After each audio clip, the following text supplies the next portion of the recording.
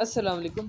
आज हम लोग पढ़ने वाले हैं होम्योस्टैसिस इन मैन, जिसके अंदर जो मेन टॉपिक है वो हम लोग डिस्कस करेंगे लंग्स, लिवर एंड किडनी।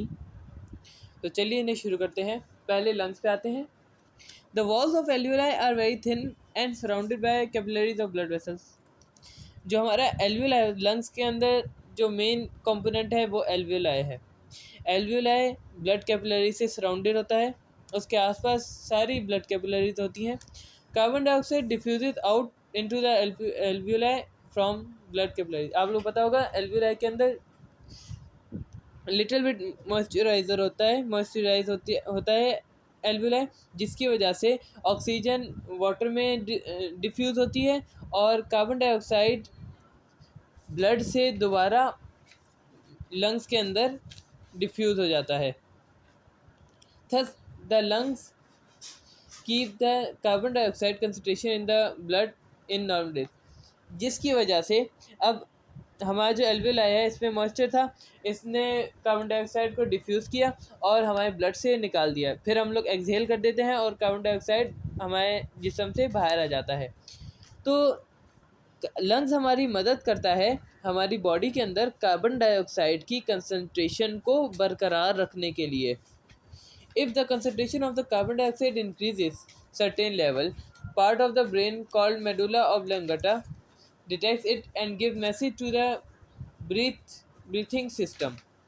अब क्या होगा, अगर हमारी बॉडी के अंदर कार्बन डाइऑक्साइड की कंसंट्रेशन इंक्रीज हो जाती है तो हमारे ब्रेन का एक पार्ट है मेडुला ऑब्लोंगटा, ये इसे डिटेक्ट करेगा कि हमारी बॉडी के अंदर कार्बन डाइऑक्साइड की कंसंट्रेशन इंक्रीज हो रही है।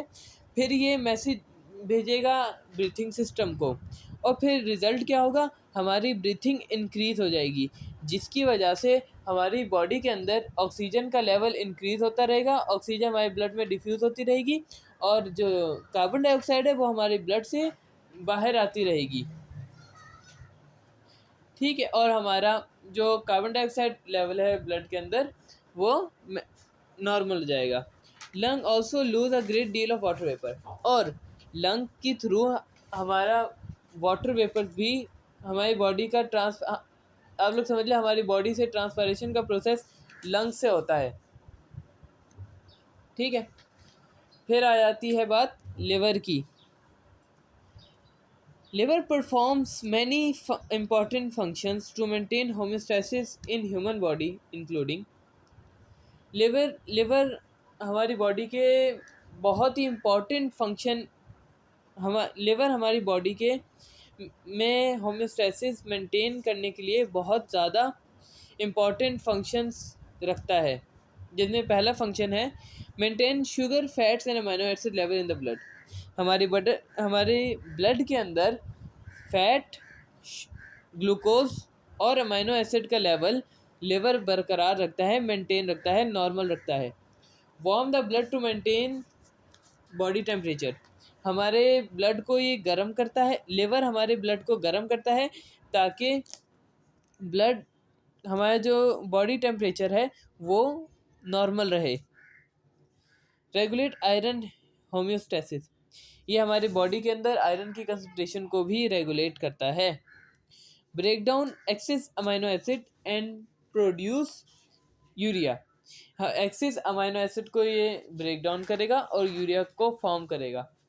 Break down excess haemoglobin into bilirubin, haemoglobin को जो ज़्यादा हीमोग्लोबिन हमारे बॉडी के अंदर बच जाएगा ये उसको ब्रेक डाउन करेगा बिलीरुबिन में। It is excreted with the bile into the intestine and expelled in the feces। फिर बात आ जाती है किडनी की। Kidney is a major excretory and osmoregulatory organ of mammals. Mammal का जो मेजर एक्सिटरी ऑस्मोरेगुलेटरी ऑर्गन है वो किडनी है। It performs following functions: remove metabolic waste product, हमारी बॉडी के अंदर से मेटाबॉलिक वेस्ट प्रोडक्ट ये रिमूव करता है।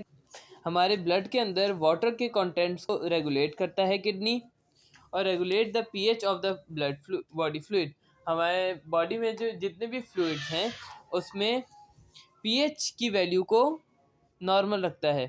Remove excess of water, salt and hormones and drugs. और जो हमारी बॉडी के अंदर एक्सेस ज़्यादा जिनकी हमें ज़रूरत नहीं है वो वाटर, सॉल्ट, हार्मोन और ड्रग्स को ये किडनी रिमूव कर देता है। Thank you.